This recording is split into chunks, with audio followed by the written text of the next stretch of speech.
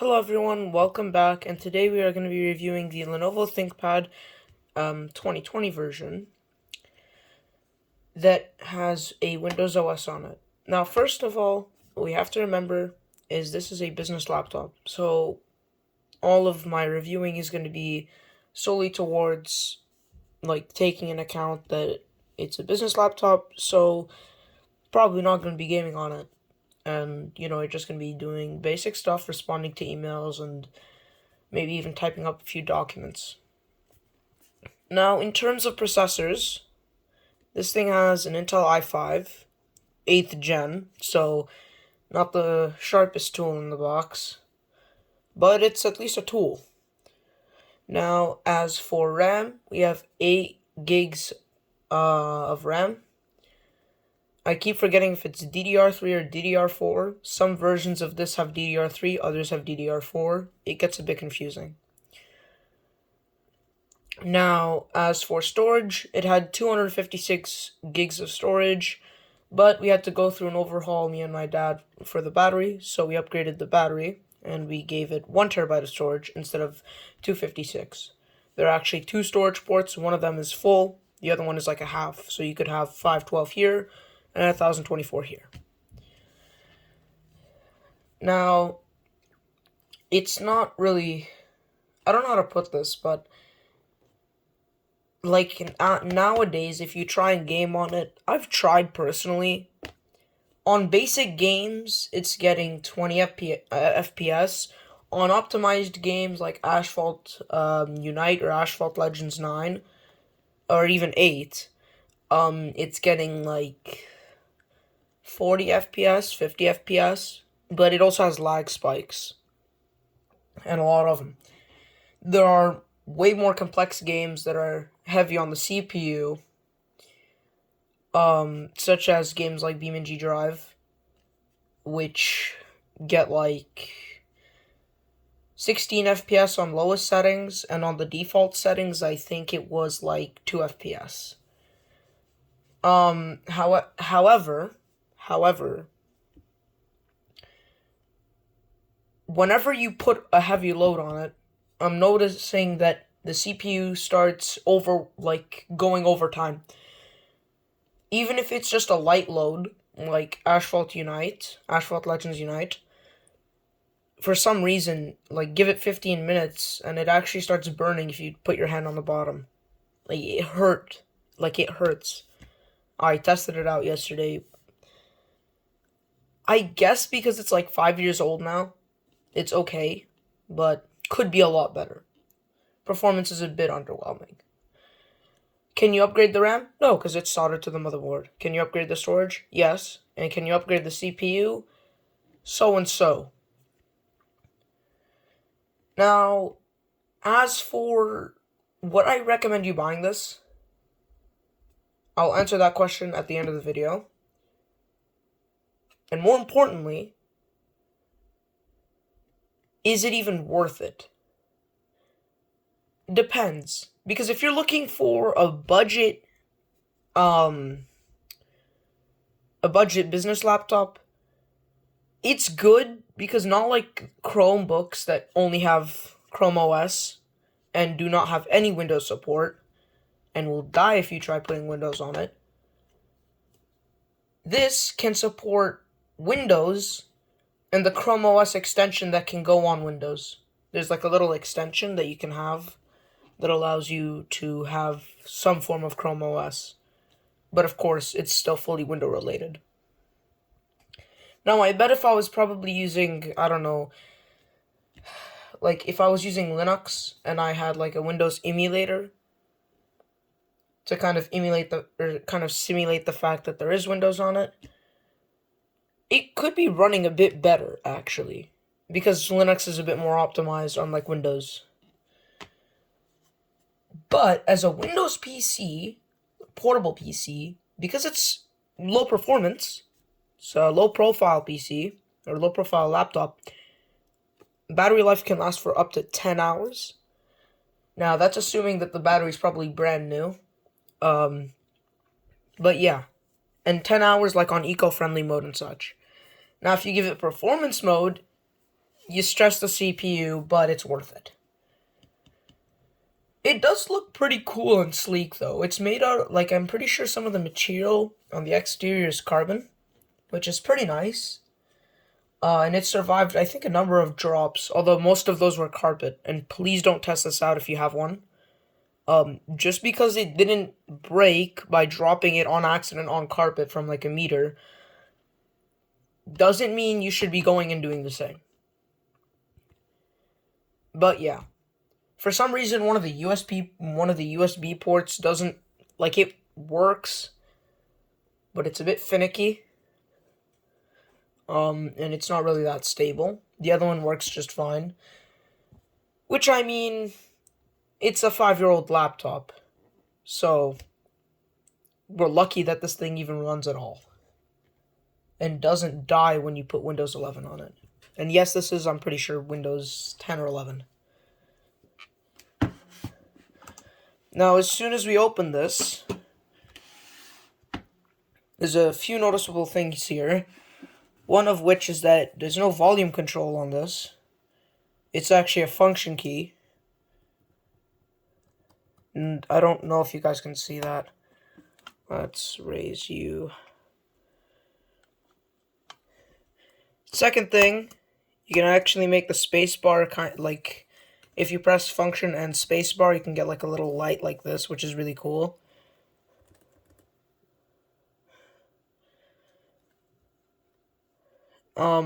Don't know why Valve wants me to participate in a hardware survey. No thanks. Don't get me wrong, I like Valve. But yeah, as you can imagine, I don't really feel like doing a hardware survey right now in the middle of a video.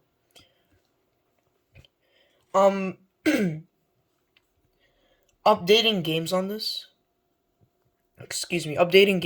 isn't exactly ideal. And most of these barely work. Games like Mombazoo surprisingly work pretty well, which is very surprising considering the fact that Mombazoo is pretty demanding in comparison to what this can do. It's not that optimized of a game. Now, as a retro emulator, besides being a bit for gaming but mostly for business, it works just fine. Any emulator that's like, I would say up to 2015, it can do. But let's stop talking and let's actually try running some games on this. Okay, why am I going through there?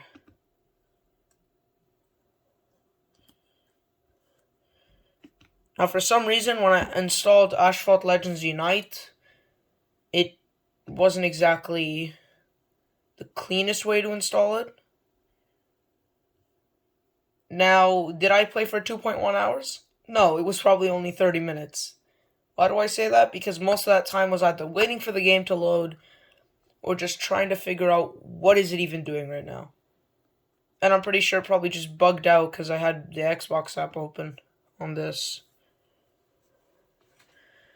I'm a huge Asphalt Legends 9 fan, so when it stopped working, I got a bit disappointed.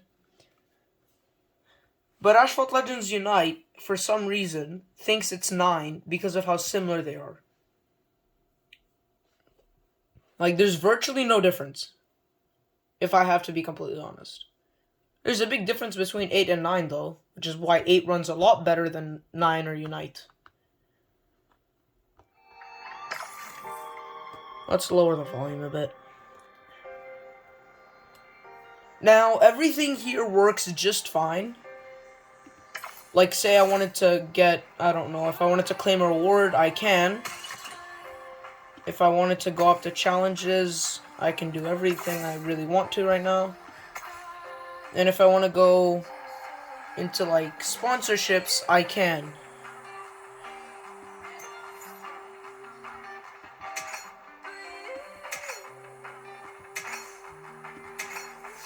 Alright. Oh. Most of my cars are Class D anyways, because I'm not that good at Class C racing. Okay, do not care. We'll start off as a classic career mode. We'll do a race.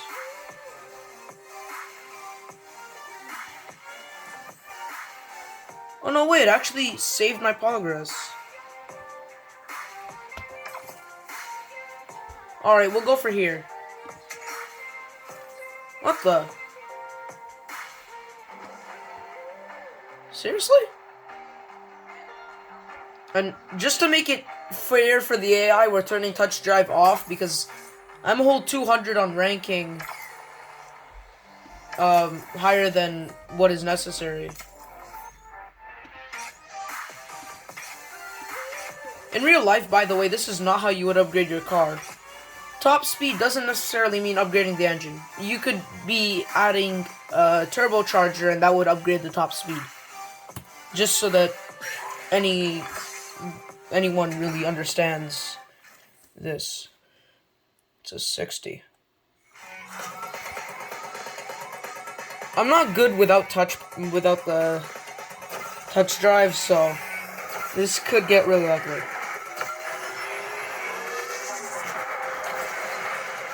Okay.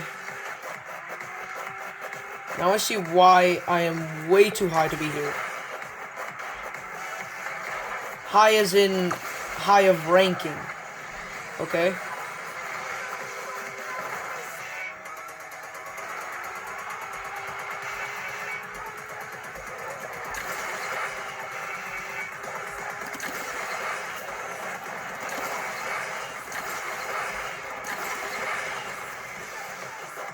Okay, that was actually a pretty clean move.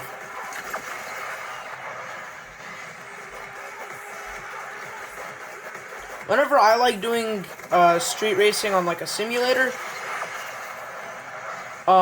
personally I choose BeamNG Drive because the physics are a bit more accurate and it helps to actually improve overall driving. And no, I do not drive a car. Yet.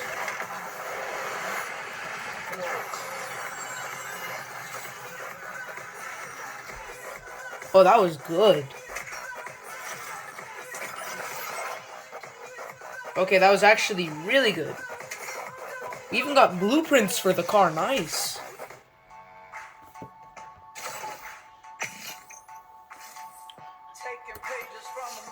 Now, what's another thing we can do?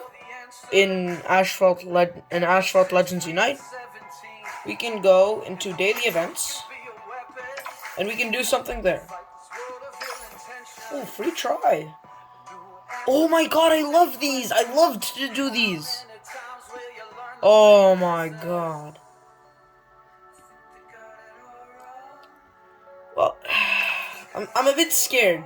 Oh, they're giving us a car for free. Like, they're letting us use a car that we don't have, which is great.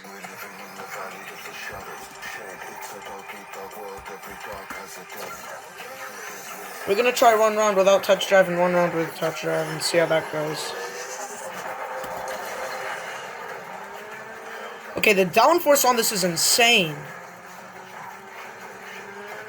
If anyone from the 90s got a hold of like a McLaren F1, then buddy, they're gonna be using it every day. Or even something like this powerful. Get out of here. Get T-Bone noob. One thing I don't like about these types of cars is that they keep losing speed on the corners. Yeah, we're in the top 100, not the top 50 for sure.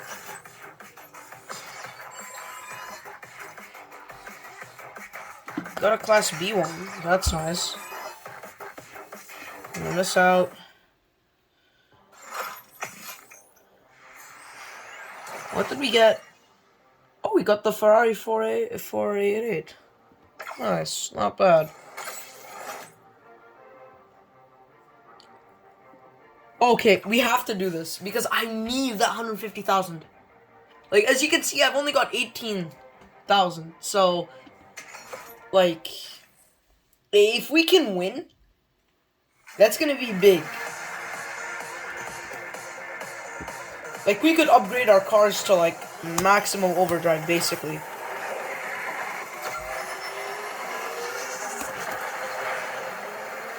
A lot of people say touch drive is kind of cheating. Gotta agree with them, though. It pretty much is. It's admitting that you're too bad to even race.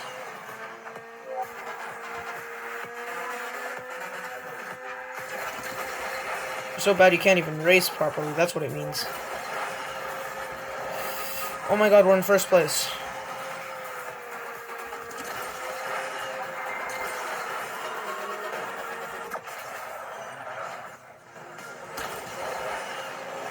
Wait.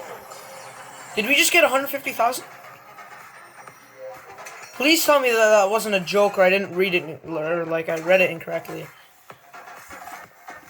Miss out. Oh. Okay. What? But you just said... Oh, I have to join a club. I don't... Canadian drivers, F1 legends.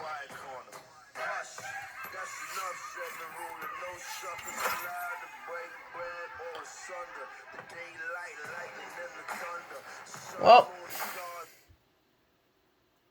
please tell me it didn't crash. Okay, those are the types of lag spikes I'm talking about. It was okay, yeah. Oh hey, 50,000. That's actually pretty good.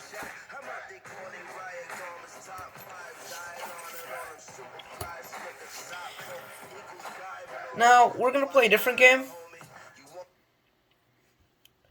I know a lot of people are gonna be really mad, but we're gonna play Tyrion once again because I've got the emulator. So yeah. Oh my god. What the?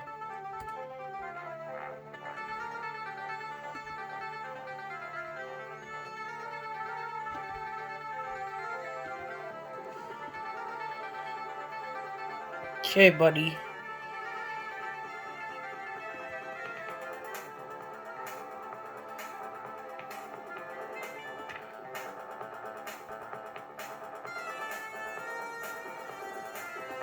Okay, that's actually some pretty good music.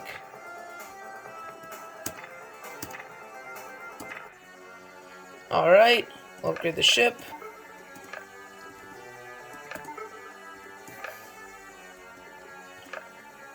Whoops, forgot to upgrade.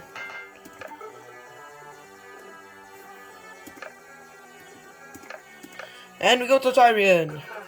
And I have gotten a bit better, so let's hope it's not as miserable.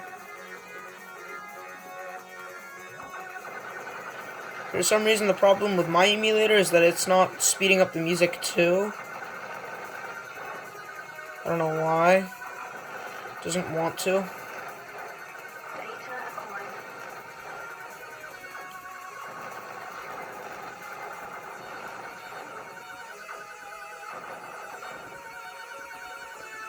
Let's hope I don't die in this first round here.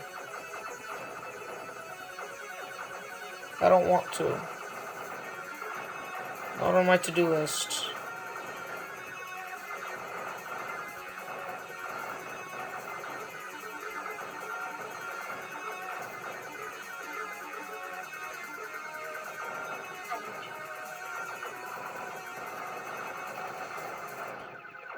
Oh no, I got the secret level. Well, I really don't care to save anyways.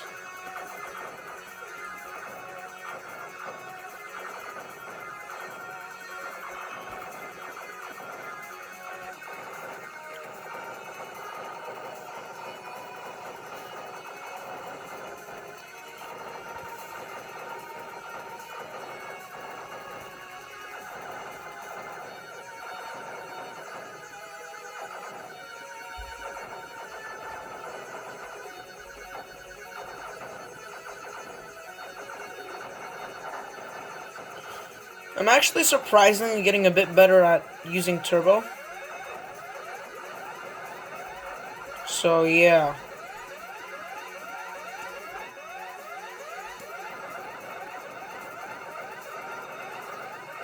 Please no.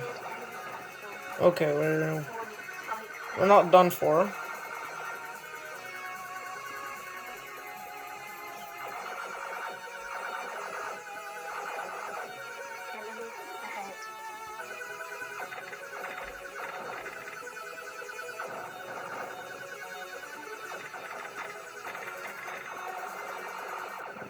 Okay. This is a bit bad.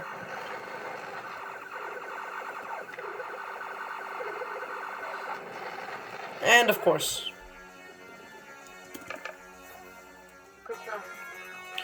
I think you guys understand the point of this. I'm sorry that this video is a bit shorter than all the others. Um, but yeah. Now, is it worth it? It depends on a lot of things. The factors being your budget. So, as in, how much are you willing to spend on a laptop? The second factor that you have to decide is, are you going to mod it? Because if you think about it, if you buy a PC for this much, it's going to be decent. You'd probably have better specs if you were to buy the PC secondhand. And if you mod the PC, it'll make it a lot better. This, you're pretty much stuck with whatever it has. I mean, yeah, I guess you can upgrade the storage, but not really going to do you much. Like, you're kind of stuck with whatever model you got. So, can't really help you there. But it also depends what you're doing with it. If you're talking about portability, then I recommend this. Because I'll give you an example. If you want a game, but you're looking for something cheap, I have a secondhand 3DS. Wasn't like you can get those for pretty cheap, but if an angry staff member at the airport decides to slam your bag, like what happened to me at the Montreal airport, then it's basically done for. It actually kind of chipped it. It's easy to repair, but nothing too bad. But yeah. So in terms of practicality, this is pretty good if you're always like from a train to a ship to a plane. Like if you have a lot of business meetings or you keep traveling, yeah, it's pretty practical. But if you're most of the time in the house, barely actually going out, like with your laptop, if your work isn't providing this for you, then I highly recommend just getting yourself something a bit cheaper. Not a Chromebook because that has Chrome OS, and we all know the story behind Chrome OS and why it's not good. But I'm talking about like a like a Windows laptop. Like something that'll just get you by on like a business trip or something. So yeah, long story short, it's worth like if you're buying it secondhand, worth it. If you keep moving around and like if you're moving around constantly and your work really needs you to work while you're moving, then yeah, I recommend this. But if you're most of the time at home, I recommend a desktop.